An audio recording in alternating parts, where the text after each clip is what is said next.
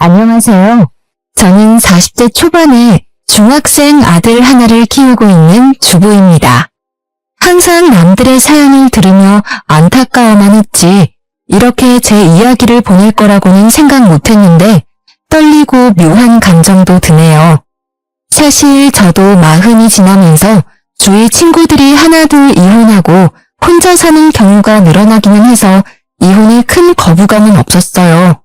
그래도 저는 나름대로 무던한 성격이라 남편에게 큰 기대도 없고 같이 나이 들면서 잘 살 수 있을 거라 생각했는데 착각이더라고요.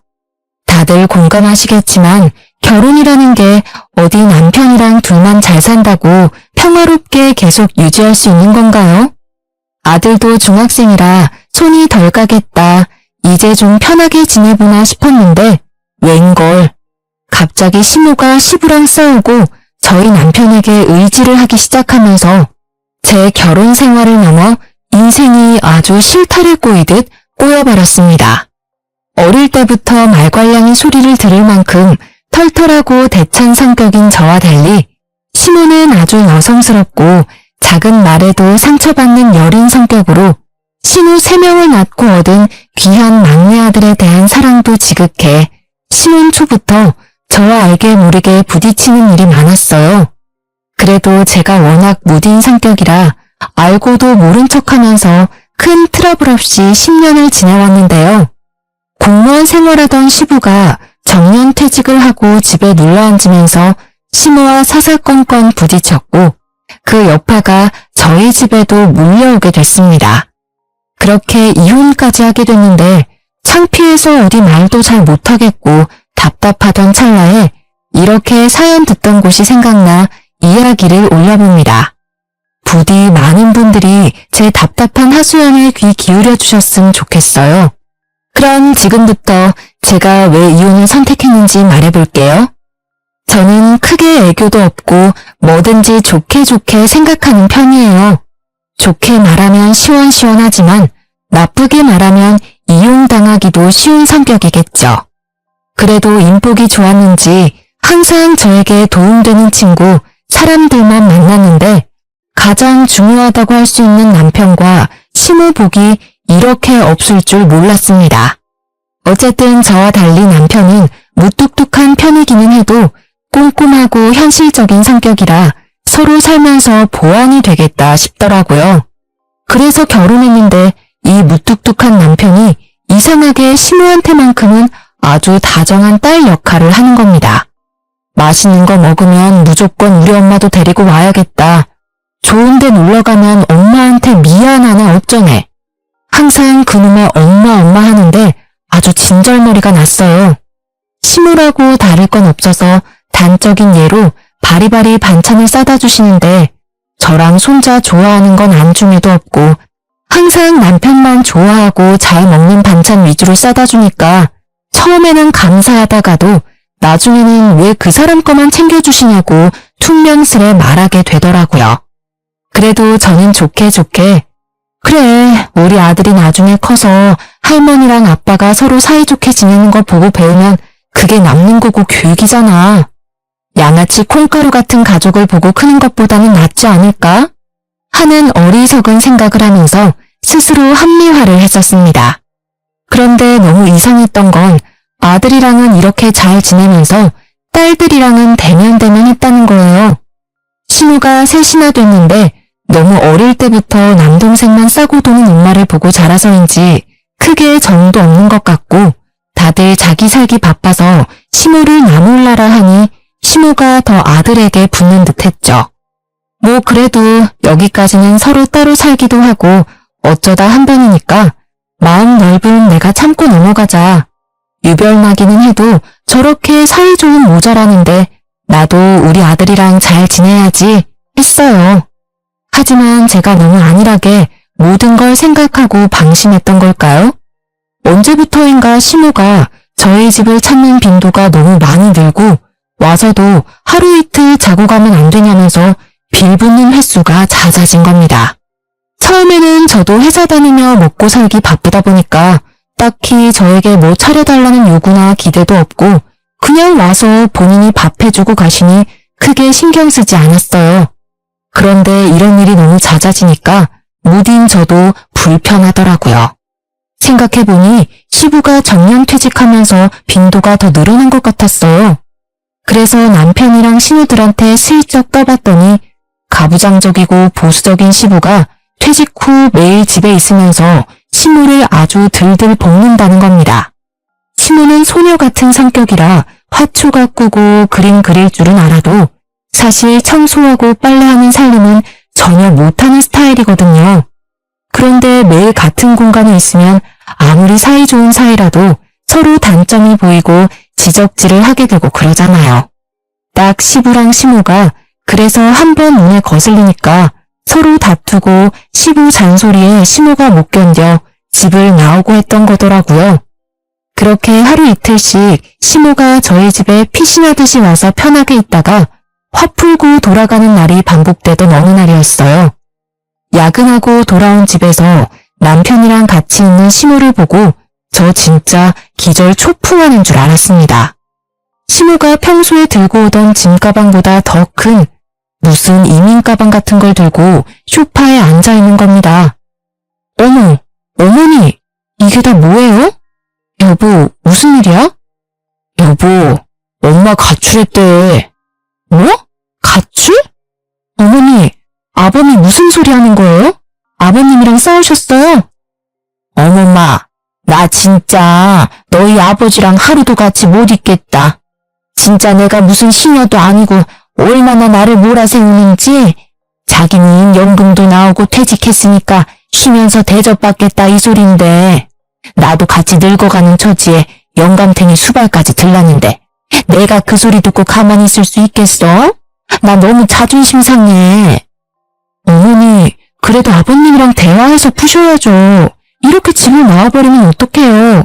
아버님은 아세요? 지금쯤 막 찾고 걱정하시는 거 아니냐고요.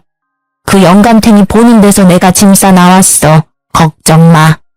그것보다 내가 얼마나 수모를 당했는지 아니? 매일 집에 둘이 있는데 밥 줘라, 물 줘라, 빨래해라, 청소해라. 자기는 손 하나 까딱 안 하면서 아주 나를 들들 볶아대는데 아유, 나 너무 승질나서 그 집에 같이 못 있겠어. 나 당분간 여기서 좀 지내면 안 되겠냐? 네? 여보, 나랑 방에서 얘기 좀 해. 시모가 애처럼 씩씩거리며 화를 내는데 솔직히 귀에 들리지 않더라고요. 무슨 말인지는 알겠는데 그렇다고 아들 집에 이렇게 이민가방 같은 짐을 한 보따리씩 들고 오는 건 아니지 않나요? 제 상식으로는 이해가 잘 안 돼서 어떻게 반응해야 하나 살짝 고민하고 있었는데 제 눈치를 보던 시모가 제 반응을 긍정적인 걸로 봤는지 이때다 싶어 선전포고를 하니 너무 당황스러웠습니다. 바로 남편을 방으로 데리고 와서 어떻게 할 건지 따져 물었어요. 그런데 이미 남편은 마음을 굳혔는지 별거 아니라는 듯이 굴더라고요. 며칠 만이야. 엄마가 뭐 평생 우리 집에 계시겠어? 본인도 불편한데 금방 돌아가시겠지. 지금은 두 분 감정이 많이 상했으니까 조금만 챙겨드리자, 어? 아니 그런데 내가 진짜 이해가 안 돼서 그래. 내가 딸도 아니고 며느리인데 이렇게 같이 지내면 어머니도 불편하지 않아? 그리고 둘째 형님 이혼하고 혼자 계시잖아 지금. 사위가 불편해서 못 가는 거면 그 집에 가서 지내면 되지. 왜 하필 우리 집이야? 우리 엄마가 당신을 그만큼 좋게 생각하는 거잖아. 당신이 누나들보다 더 편하고 그러신 거겠지. 당분간이야. 내가 부탁할게. 어? 미치겠다. 나는 어머니 불편해. 나도 일하고 집에 와서 편히 쉬고 싶다고. 진짜 당신이 보증서 딱 며칠이야? 그 뒤에는 당신이 책임지고 꼭 집에 다시 모셔다 드려. 알았어? 그렇게 가출한 어머니는 며칠 저희 집에 머물기로 했습니다. 그런데 많은 분들이 예상하셨겠지만 며칠은 개뿔.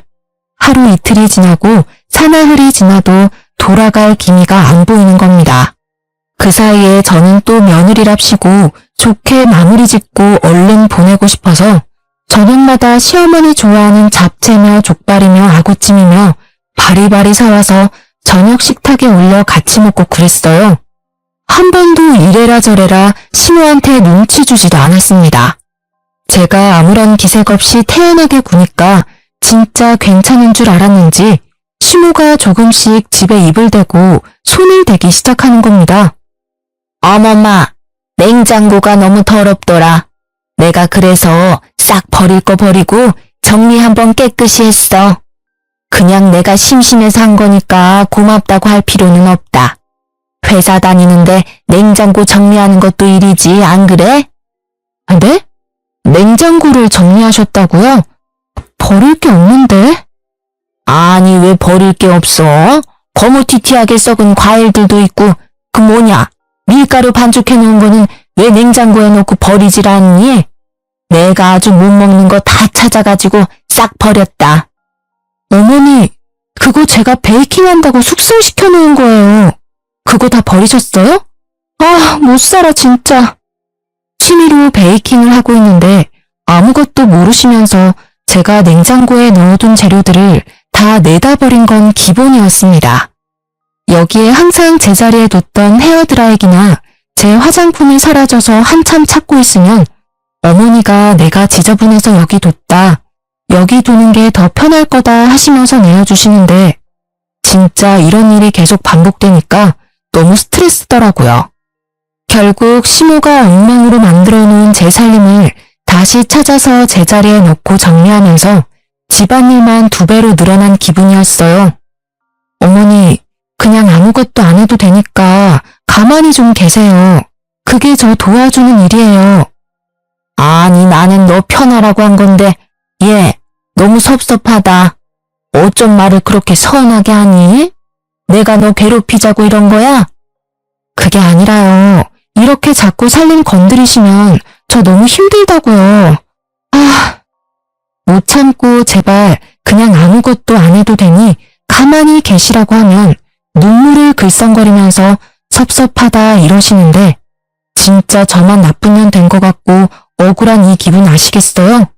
그러면서 아들이 퇴근하고 오면 언제 섭섭했냐는 얼굴로 화사하게 웃으면서 하하호호 둘이서 너무 행복한 시간을 보내는데 이 꼴을 보고 있자니 가슴 깊은 곳에서 분노가 치솟기 일쑤였습니다. 그래서 남편에게 SOS를 쳤어요. 이때가 시모가 가출해온 지 일주일 정도 됐을 때일 겁니다. 퇴근 후에 남편이랑 집에 가기 전 카페에서 오랜만에 진지한 대화를 나눴는데요. 나는 더 이상 시모랑 한 공간에서 같이 못 지내겠으니까 시댁에 다시 모셔다 드리든지 친구들 집에 모셔다 드리라고요. 그랬더니 남편이 한숨을 푹 쉬면서 난감한 표정을 짓다가 도저히 안 되겠던지 자기 누나들한테 전화를 해서 사정을 이야기하는 거예요. 저는 앞에서 커피 쪽쪽 마시면서 편하게 보고 있었습니다. 그래도 남편이 아직 사리분별은 하는구나. 가정은 지키고 싶어하네. 이런 생각을 하면서요. 그런데 전화를 끊은 남편이 이상한 소리를 하더라고요. 당신이 하라는 대로 다 말했어. 누나들이 여기로 온대. 어디? 우리 집으로? 잘됐다. 누가 어머니 모셔간대? 사실 누구든 다 상관없는데 내 생각에는 둘째 형님이 혼자 있으시니까 마음도 좀 더 편하실 테고 괜찮을 것 같은데. 무튼 너무 잘됐네. 아니, 여기 카페로 온대. 모여서 다 같이 올 건가 봐. 조금 기다리라네. 카페로? 그냥 집으로 가서 바로 모셔가도 되는데 왜 굳이 여길 와? 잠시 후 조용한 카페로 신우 셋이 들이닥쳤습니다. 평소에 별로 남매 간에 정이 없어서 명절이나 생신 때 아니면 안 만나는 사이인데 이렇게 셋이 같이 오는 걸 보니 우아했어요. 그냥 모셔갈 사람 한 명만 집으로 와도 되는데 이상하다 싶었죠. 그렇게 자리에 앉은 세 사람이 하는 말은 진짜 황당했어요. 올케, 잘 지냈어? 우리 엄마 때문에 힘들었지? 얘한테 들었어. 그동안 마음고생 많이 했다면서. 괜히 우리 아빠 엄마가 싸워서 아유, 우리가 미안해. 아니에요. 그냥 친정엄마하고 살아도 부딪히는 일이 많은데 시어머니랑 있으니까 서로 감정도 상하고 마음이 안 좋더라고요. 그래도 이렇게 와주셔서 감사해요. 그래서 어느 분이 모셔가시려고요? 아, 그게 있잖아. 사실 우리가 생각을 해봤는데 우리들 집에 가봤자 아빠가 찾아오면 엄마랑 또 싸우고 더 안 좋을 것 같더라고. 아빠가 그래도 올케는 좀 어려워하잖아. 그래서 말인데 당분간만 좀 더 데리고 있어주면 안 될까? 아주 셋이서 제 손을 부여잡고 눈물까지 막 글썽이는데 진짜 조용한 카페라 다들 저를 쳐다보는 것 같고 기분이 이상하더라고요. 이러려고 우르르 몰려왔나 싶어 황당하기도 하고 남편을 쳐다보니 모르는 척 뒷짐지고 앉아있는 모습에 화가 나서 단호하게 나가야겠다 싶었습니다. 그래서 싫다고 하려는데 갑자기 신우들이 가방에서 흰 봉투를 하나 꺼내서 저한테 주는 겁니다. 이게 뭐예요? 우리도 배울 만큼 배운 사람들이야. 맨 입으로는 안 맡겨. 매달 생활비 100씩 줄게. 응? 올케 애 키우면서 학원비 맨날 쪼들린다고 그랬잖아. 잠시 동안이라도 생활비에 보태서 써. 봉투 열어보니까 5만원짜리가 빼곡히 들어가 있더라고요. 보통 제 부모가 다퉈서 따로 살고 싶다고 하면 차라리 돈 모아서 방을 하나 구해주거나 상황 되면 친아들, 친딸이 같이 사는 게 맞지 않나요? 진짜 이 상황이 뭔가 당황스러우면서도 다들 형편이 좋은 것도 아닌데 이렇게 돈까지 모아서 주는 걸 보니 얼마나 부모가 불편하면 이러나 싶기도 하고 남편이랑 싸워도 갈 데 없는 시무를 생각하니까 딱한 마음도 들더라고요. 굳이 돈 때문은 아니었지만 이런저런 상황을 생각하니 또 바보 같은 제 마음이 약해져서 조금만 더 참아보기로 했어요.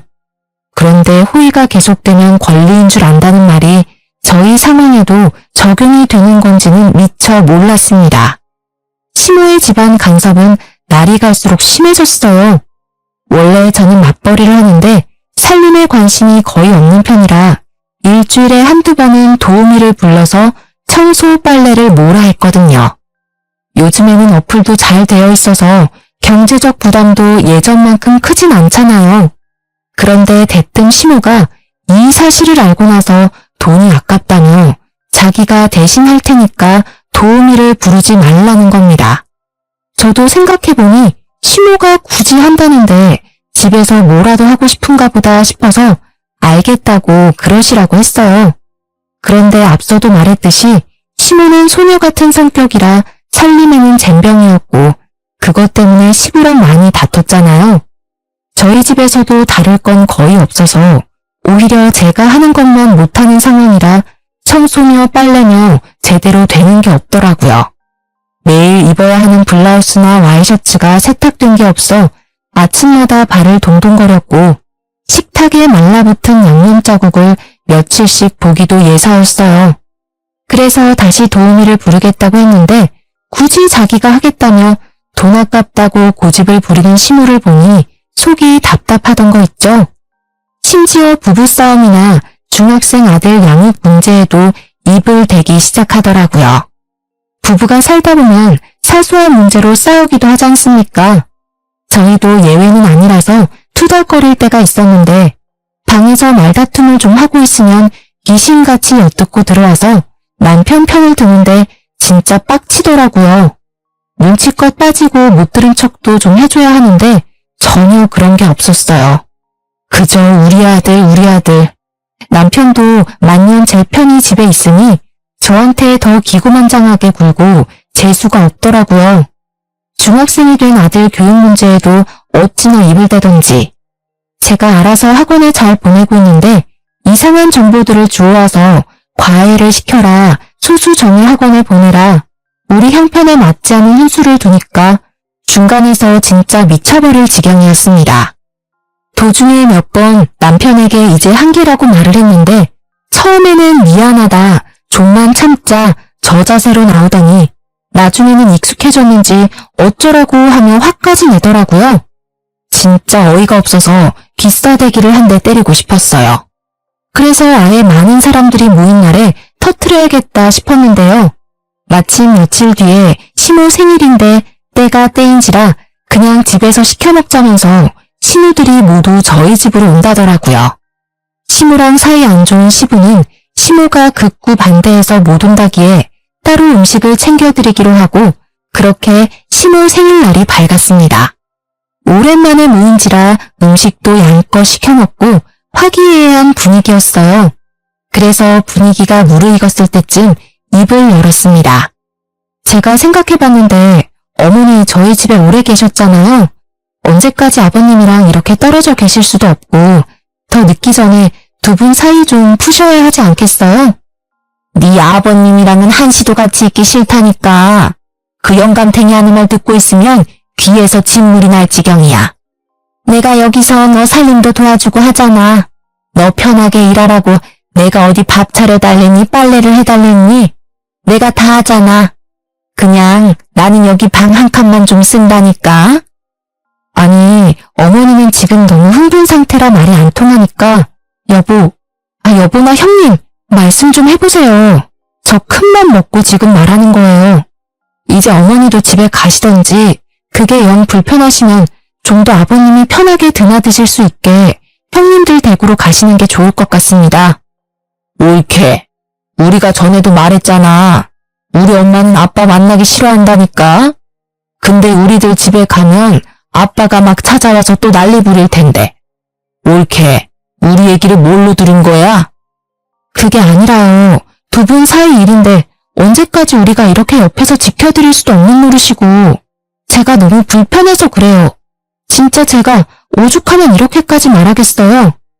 말하는데 묵혀둔 감정이 터져서 손발이 부들부들 떨리더라고요. 아니 사람이 좋다 했더니 대체 언제까지 다들 이렇게 책임을 미루려는지 처음부터 단호하게 싫다고 나갔어야 하는데 받아준 제가 잘못인가 싶기도 하고 왜 이렇게까지 강 건너 불구경을 하는지 이해하기 힘들었어요. 친구들에게 물어봐도 다 저보고 호구 잡혔다고 하는데 이제라도 세게 나가야지 안 그랬다가는 평생 모시고 살아야 할지도 모른다는 불안감이 엄습해 진짜 이판사판이다 싶더라고요. 더 세게 한마디 하려고 하는데 남편이 두 팔로 저를 말리는 겁니다. 그래서 남편을 획 뿌리쳤는데 그때 갑자기 어이없게 지켜보던 시모가 악! 소리를 지르면서 그 자리에 고꾸라지듯이 쓰러지는 게 아니겠어요? 순간 시모 생일상이 엎어지고 난리가 났습니다. 딸들은 깍깍거리며 비명을 지르고 지켜보던 저와 제 아들은 너무 놀라 냉수를 가져오고 팔다리 찜질을 하고 정신이 없었어요. 갑자기 벌어진 일에 진짜 가슴이 쿵쾅거리고 큰일 났다 싶더라고요. 평소 너무나 건강하던 시모였기에 당황스러움은 2배였습니다. 어머니, 괜찮으세요? 갑자기 왜 이러세요? 119 부를게요. 아, 놔둬. 올케 때문에 충격받아서 지금 쓰러지신 거 아니야. 야, 어버. 빨리 병원 데리고 가게. 그리고 너희들 엄마 짐 챙겨서 따라와. 119를 부른다는 제 말에 첫째 신우가 말리면서 남편 보고 시모를 업으라고 하더라고요. 그리고는 쏜살같이 시모를 업고 달려나가는 남편 뒤로 신우 셋이 쪼르르 따라 나서면서 저보고는 따라오지 말고 반성 좀 하라면서 으름장을 놓고 나갔습니다. 진짜 갑자기 벌어진 일에 너무 놀라 심장이 미친 듯이 뛰더라고요.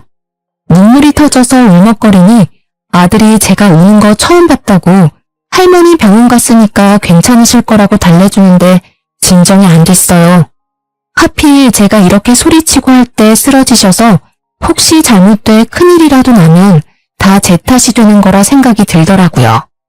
늙은 시모한테 내가 무슨 짓을 했나, 내가 조금만 더 참을 걸 하는 후회와 죄책감이 밀려오는데 진짜 지금도 그때 생각하면 울컥하네요. 그렇게 병원으로 간 시모 소식을 기다리는데 1시간이 1년 같았어요. 그래서 못 참고 남편에게 전화를 걸었어요. 여보, 어머니 어떠셔? 괜찮으시대? 아, 지금은 전화 받기 좀 그래. 일단 수습해놓고 갈게. 기다려. 왜? 무슨 일인데? 의식은 돌아오셨어? 아, 진짜 내가 너무너무 미안해. 의사는 만나봤어? 어머니 괜찮으시지? 아직 잘 모르겠고 조금 있다가 누나들이 갈 거야. 그때 얘기 들으면 될 것 같다. 남편의 화난 목소리에 가슴이 쿵 내려앉았어요. 그날 밤 신우들이 다시 와서 이야기 좀 하자고 하더라고요. 형님, 어머니는 좀 어떠세요? 병원이 어디신데요? 저도 가봐야 하지 않겠어요? 진짜 너무 걱정돼서 미치겠어요. 옳게. 다행히 평소에 건강하고 일찍 병원 가서 괜찮다는데 스트레스가 심해서 당분간 안정 취하면서 좀 편하게 있으라더라. 진짜 늙은 우리 엄마 불쌍하지도 않아? 우리가 오죽하면 그렇게 부탁을 했겠어. 근데도 그렇게 화를 내니까 스트레스 받아서 늙은이가 쓰러지지 안 쓰러져? 저는 그냥 너무 답답해서 그런 건데 이렇게 쓰러지시기까지 하실 줄은 몰랐어요. 어쨌든 엄마가 옳게도 힘들었을 거라고 이해를 하더라. 우리 엄마 그러고 보면 참 대인배야. 나 같으면 가만 안 있었을 텐데. 무튼 제발 부탁 좀 할게. 우리 엄마 옳게 때문에 이렇게 쓰러졌으니까 회복할 때까지만이라도 좀 봐줘. 아들 있는 데가 제일 맘 편하다는데 우리가 뭘 어떡하겠어? 결국 저만 희생하면 되는 문제더라고요.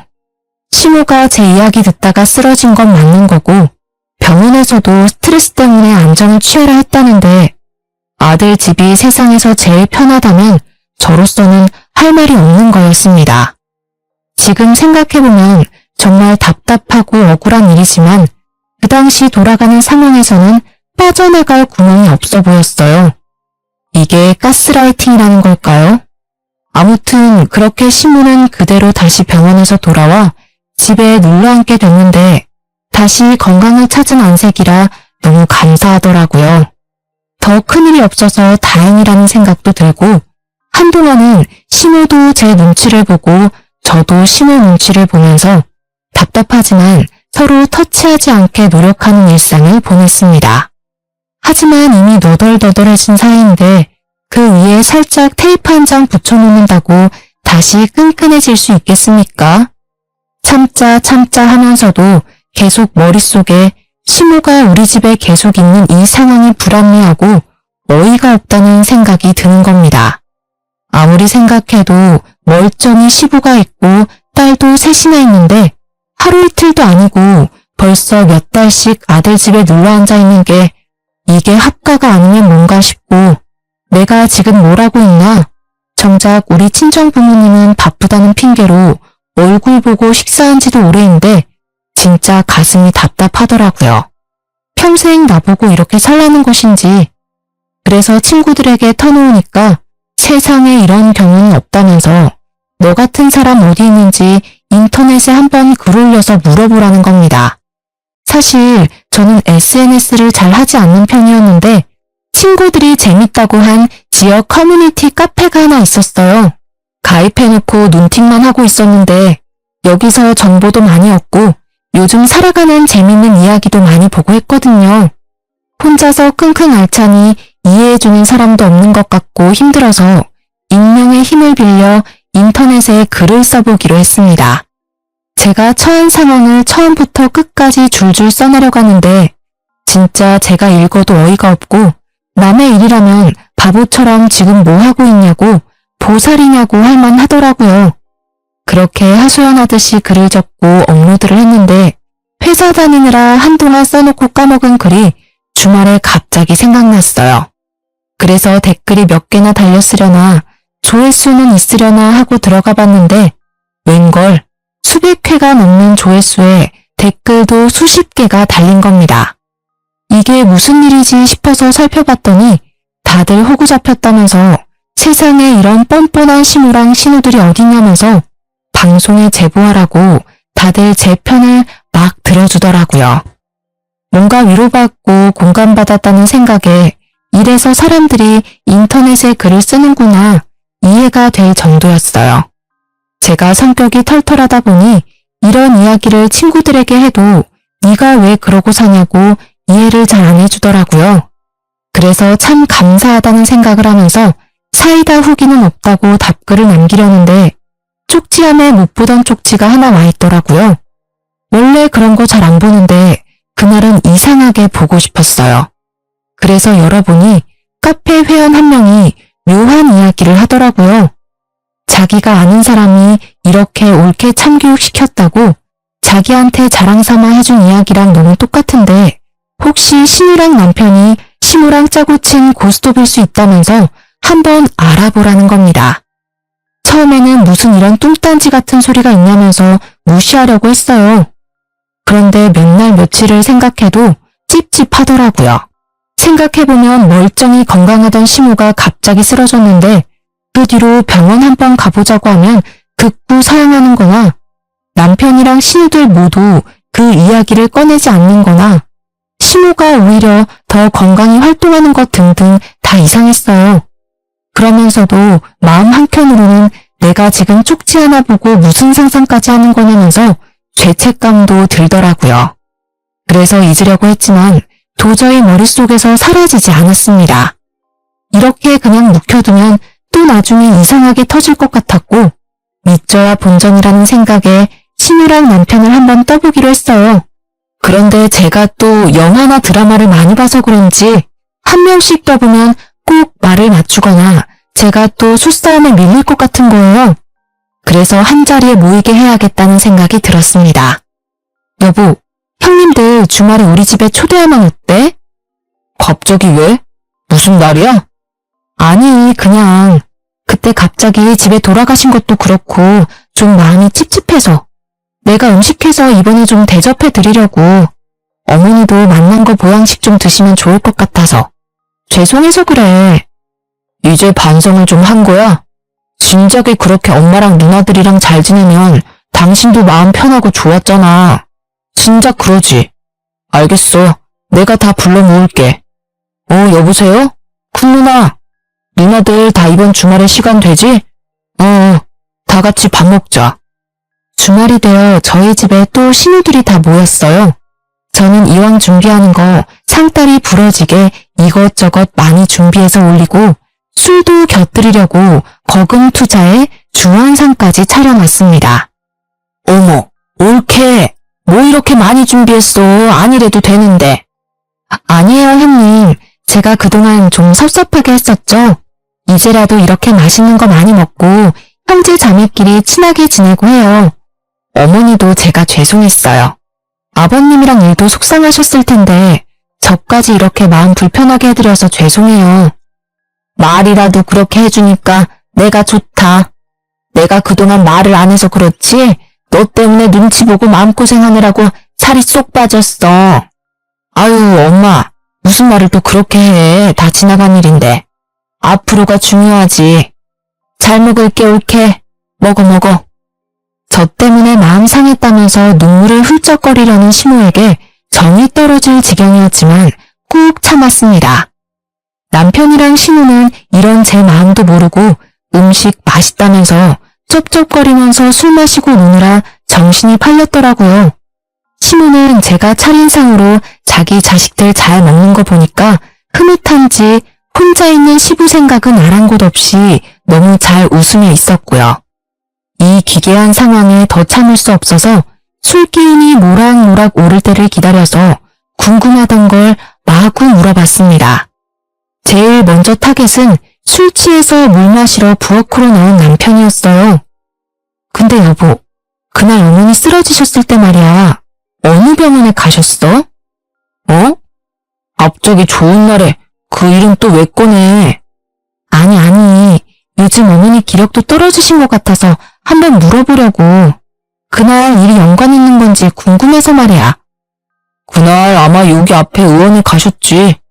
에이, 그런 거 신경 쓰지 마. 괜찮아. 자기가 업고 뛰어갔는데 어느 병원인지 정확히 말 안 하고 얼버무리는 남편이 너무너무 이상했어요. 뭔가 촉이 딱 오는데 확인하고 싶더라고요. 남편이 소파에 뻗자마자 제일 리더격인 첫째 신우에게 말을 걸었습니다. 형님, 저 궁금한 게 있는데요. 어머니 그날 쓰러지셨을 때 어느 병원 가셨어요? 그건 왜 갑자기? 궁금해서요. 그때 차 타고 큰 병원 갔지. 그렇게 노인네가 갑자기 쓰러졌는데 큰 병원 가야지 조그만 데 가서 되겠어? 스트레스에 엄청 약하대. 이제 스트레스 안 주게 다들 노력하자고, 응? 아까 아범은 여기 앞에 의원 갔다고 하던데요. 아, 걔가 술 돼서 헷갈렸겠지. 그날 경황이 없기도 했고. 그게 왜? 올케 지금 뭐 의심하는 거야? 에이, 그건 아니고요. 제가 어머니 모시고 다시 가보려고 해요.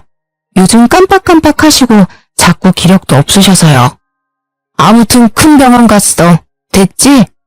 그리고 엄마 병원은 내가 데리고 갈 테니까 올케는 그냥 회사나 열심히 다녀. 나는 또 뭐라고? 네, 라고 말은 하고 다음날 바로 신우를 모시고 큰 병원에 갔어요. 제 눈으로 직접 확인을 해야 이 찝찝함이 풀리겠더라고요.